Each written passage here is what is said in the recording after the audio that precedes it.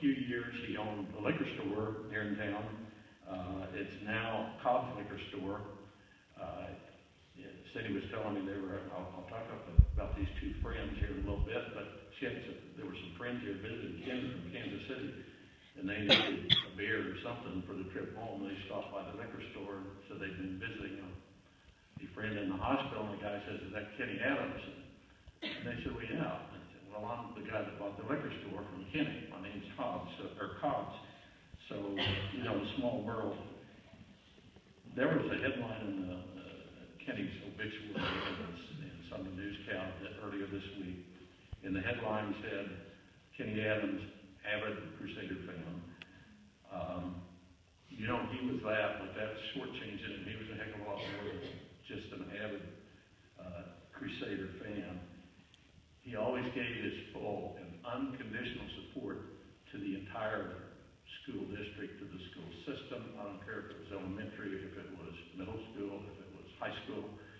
I don't care if he had his own kids or his grandkids involved in an activity or a project. He supported that. Kenny always pushed for progress as far as the school district, and I know he supported the bond issue to build a new high school and the recent bond election to upgrade the district facilities, and he wasn't quiet about it. He was vocal about it. I can remember he was politicking me about the need for a new high school, and I wasn't even living here at the time. I didn't dispute it, but every time I'd come home, he'd be talking to me about the need for this high school, and he hopes I'm in support of that. I said, I am. I live here. I can't vote. But Kenny could always be found at any or all of the school activities, whether it's sporting events or other events, whether he had his own kids playing or his grandkids playing. He was usually there, and like Eric said, he didn't just keep stats for Eric's basketball team. He was up in the press box when my grandson was playing middle school football. And Eric was announcing the game, and there was Kenny doing stats, and he kept the stats for the team, for the media, for the coaches. I know talking about different type of sporting events, wherever he is, my little grandson Jay, he still blames Kenny for not winning the 50-meter dash in this all-school track meet 2 years ago. Kenny was down there, and he had some grandkids, but he was watching everybody. My wife and Tracy and I were there in the morning, but the older brother Joe had a track meet in Caldwell in the afternoon. So we all left to go to Joe's track meet. And here's Jay, and he knew we were all gone, and he's running in this sprint, and he's ahead, and they're almost to the finish line. And he gets there, and he hears this, "Go, Jay, go!" And what does he do? He's running. He knows we're all gone. We're not there, so he looks to see who's yelling. And just that split second, he spotted Kenny, and he lost the race. And he's just this week at the hospital. He was saying, "Yeah, Kenny, he's the one that caused me to lose that race." Wasn't just the schools either. Kenny was a supporter of anything that's Wellington. I've never seen a guy so positive about his community and get upset when people talk negative about things and put things down. He just thought this was a great place to be, a great place to raise kids. He was so happy when my kids and grandkids moved back to Wellington from the Kansas City area, and he just thought this is where they needed to be. This is where the kids would be happiest.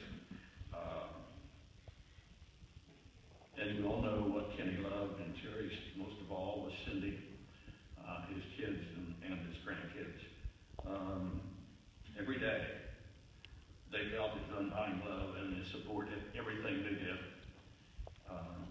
His cross-country travels to support and watch his grandkids in any sporting event is well known in this community.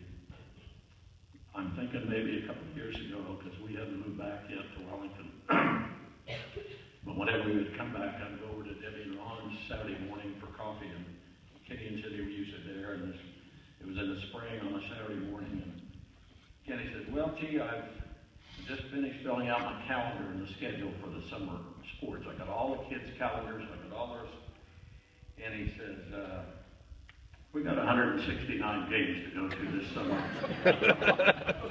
He says, I don't know if we can make them all because a lot of them conflict, but we're going to give it a shot. And they did. You know, most of them, that's the way they were. And, you know, we're not trying to shortchange Cindy because she was involved in every bit of this. Kenny was a genuine guy. What you saw was what you got. And everybody here that knows Kenny knows that. He was proud, he was humble. He had a special gift that just made people want to be around him. He truly cared about people, and he expressed that care in a way that made you know that he was your friend, and he would give you the shirt off his back. If you remember a minute ago, I said he owned a liquor store for a period of time. There was one night he was working at the liquor store, and a young kid came in, pulled a gun, and pointed at Kenny, and he says, "Give me all your money." If that would have been me, I would have passed out on the spot. But what does Kenny do? Kenny looks by him at the door, and he says, "What about that guy?" In the split second that this kid started to turn around, Kenny grabbed his hand with the gun, took the gun, and held him down while he called the police to come and arrest the guy. And then what Kenny did was he decided he didn't want to file charges. He didn't want this young kid to start out with a criminal record, and he was hoping that he would learn something by this experience. And so Kenny didn't file charges.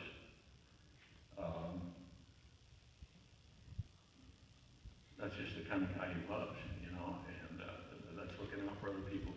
You know, I love Kenny like a brother, and he had a tremendous impact on my life.